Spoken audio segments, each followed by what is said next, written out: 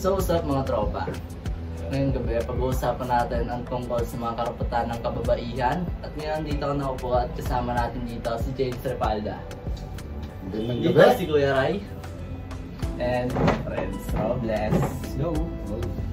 So ngayon pre, alam niyo na ba yung pag-uusapan natin dito sa podcast natin? Kaya di ba mga parang, dito tayo ngayon para pag-usapan natin yung tungkol sa mga karapatan ng kababaihan. As na lalaki tayo. Anong masasabi natin tungkol sa mga kababaihan? Lalo na yung mga, hindi lang mga girlfriend natin, mga nanay natin, lola.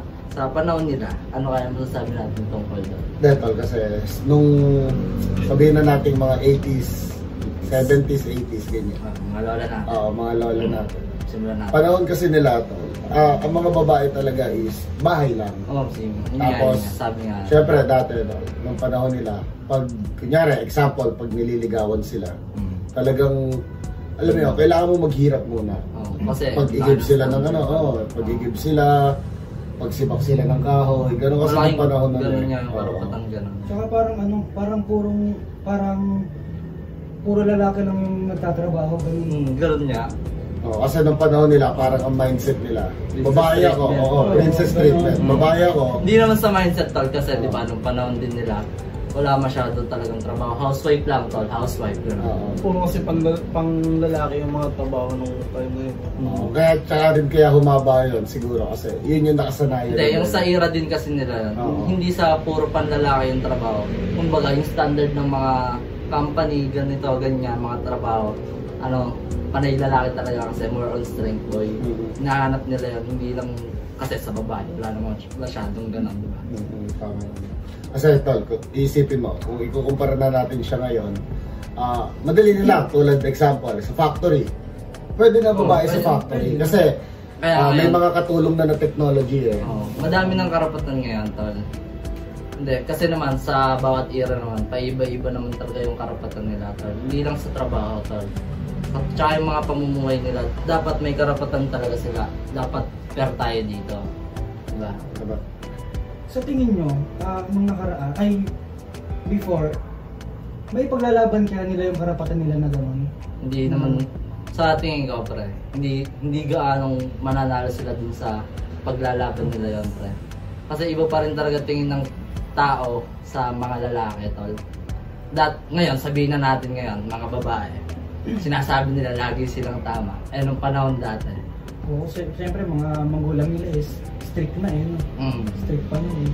Pero, linawin lang natin din sa audience na ang pinag-uusapan natin is Pilipinas. Baka kasi may mga manan sa atin na Hindi lang sa pre.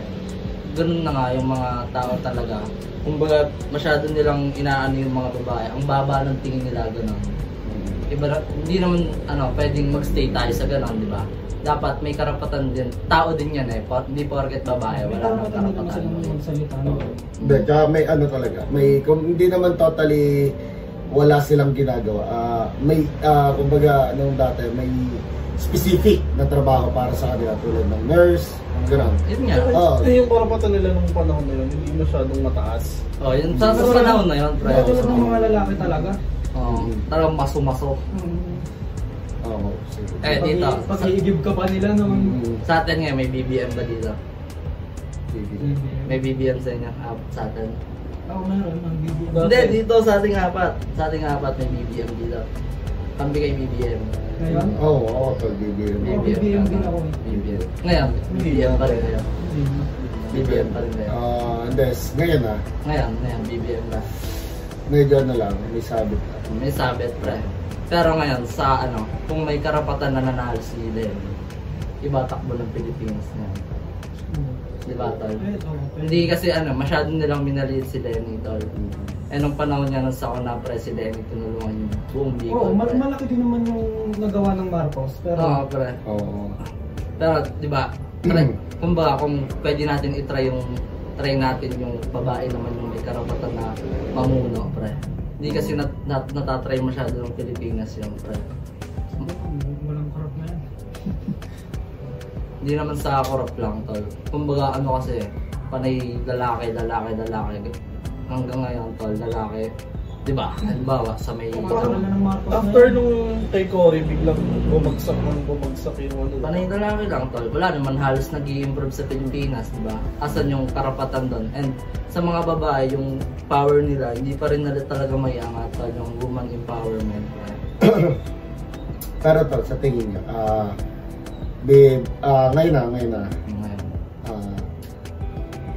tama ba na tama ba na masasabing kaya nang gawin ng babae yung ginagawa ng mga lalaki? Para sa akin, hindi lahat pa. Hindi lahat ng bagay kaya ng babae. Kasi lahat tayo may sariling may sarili tayong kakayanan na hindi kaya ng isang tao talaga. Sabihin na natin, tayong mga lalaki. Hindi rin natin kaya gawin lahat ng babae. Tol. Yung mga kainan din ng mga babae, hindi natin kaya. Kaya hindi natin matatawag na equal eh. Kumbaga dapat kasi hindi nila pinagkukumpara sa dapat ang tawag yun na give and take. Give and take yan. Hindi tol, hindi sa kumbaga maging equal man. Kasi nga, dapat may karapatan ng lalaki, may karapatan din ng babae. Tol. Kaso dito tol, pag-aano natin yung karapatan ng babae. Tol. Tama to. Pero ikaw, ano masasabi mo? Sa akin, sa karapatan ng babae, siguro dun meron pa rin ma-apply na pros and cons. May pros and cons sa lahat. Kasi na syempre, hindi naman laging babae, di ba? Hindi laging babae yung tama. Pero, ano naman, depende rin sa sitwasyon kasi yung karapatan o kakayahan nila. Sa lahat ng mga sinang tao, tol, may karapatan talaga yan. Kumbaga, yung sa babae talaga, yung inaano natin dito sa topic natin. Kumbaga late nakita yung kakayanan. Late nakita yung kakayanan ng babae, tol.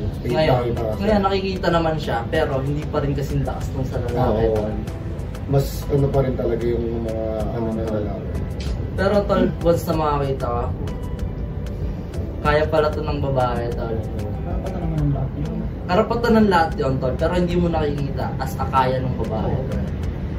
Lalo noon, hindi mo talaga siya makikita kasi ultimo nasa bahay lang sila eh. Kaya tol, yung mga lola natin, pre, kumbaga tumanda sila as housewife na lang, pre. Hindi, yung mga lolo natin, hindi sila pinagtrabaho, pre.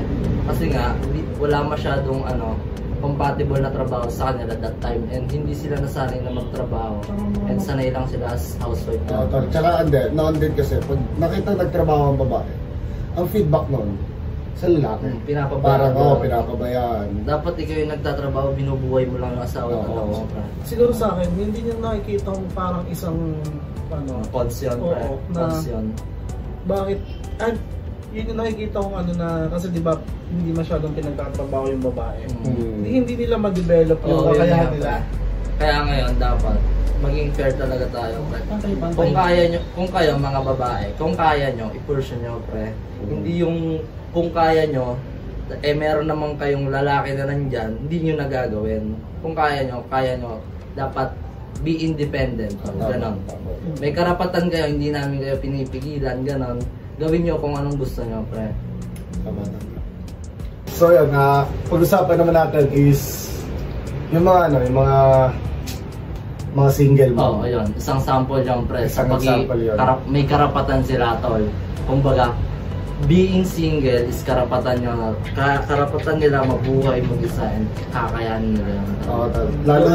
Lalo na talo yung mga example natin is yung mga single mom na nag-OFW.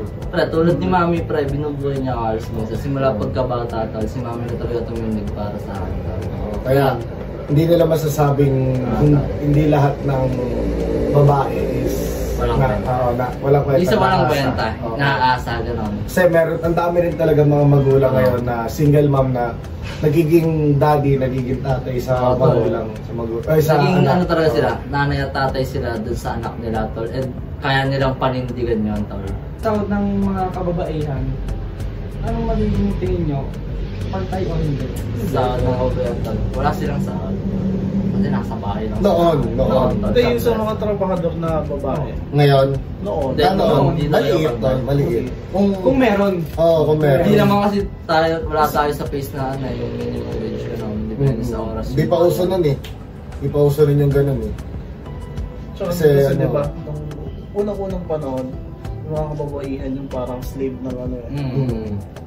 Sa akong bahay lang talaga tol, hindi, tol, ano, dito, usapang karapatan talaga tungkol doon sa pagtatrabaho ng mga kababaihan. Usapang karapatan sa pagkuha ng mga gusto nila. Para sa akin, yung mga babae hindi nila makuha yung karapatan nila na makuha yung gantong bagay kasi nga, wala sila halos out, tol. Eh ngayon, Equal, tol.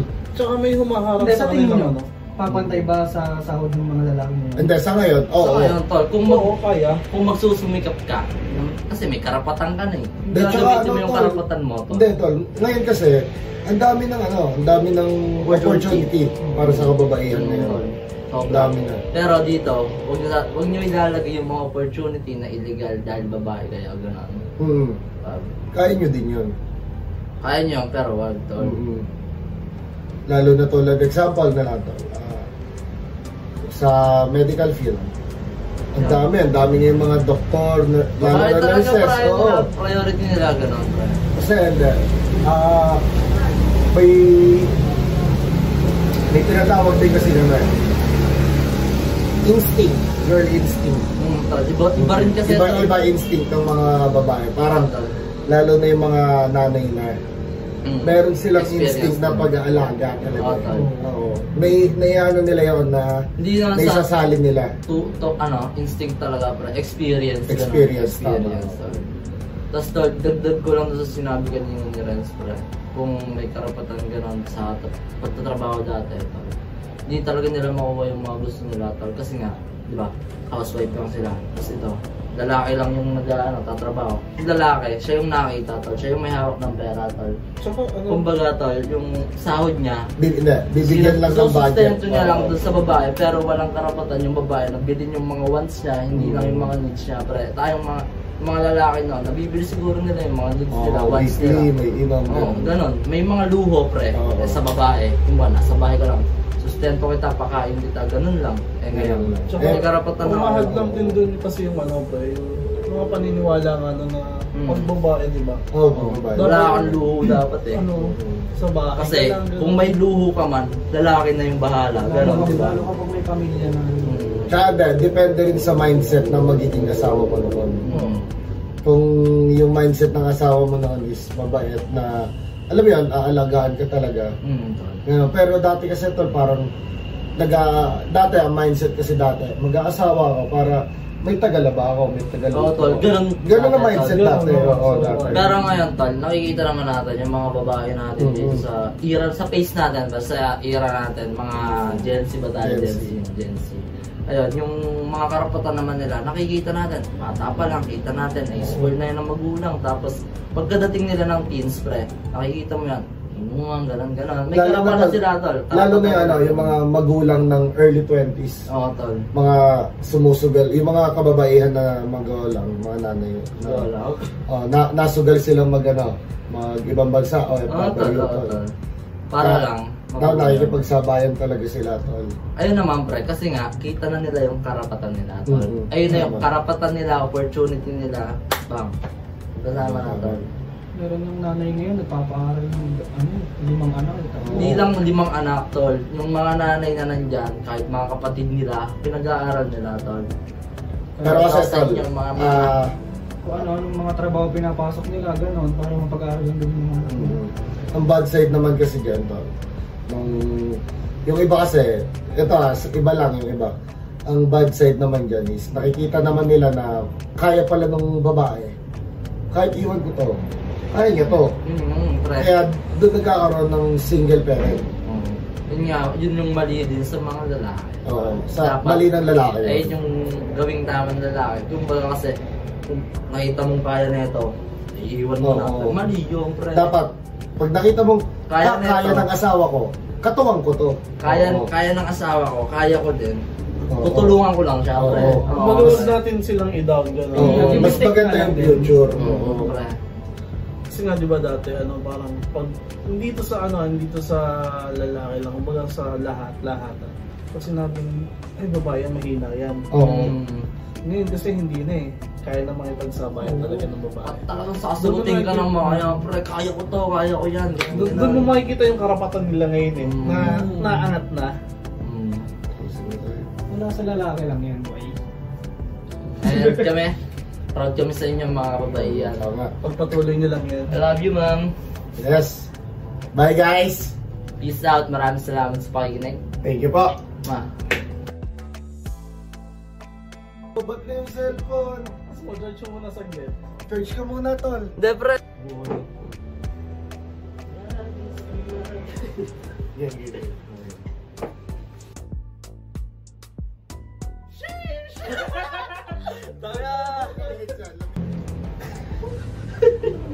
Tinawalan. Cut tayo daw, pre. Cut tayo daw. Cut tayo daw.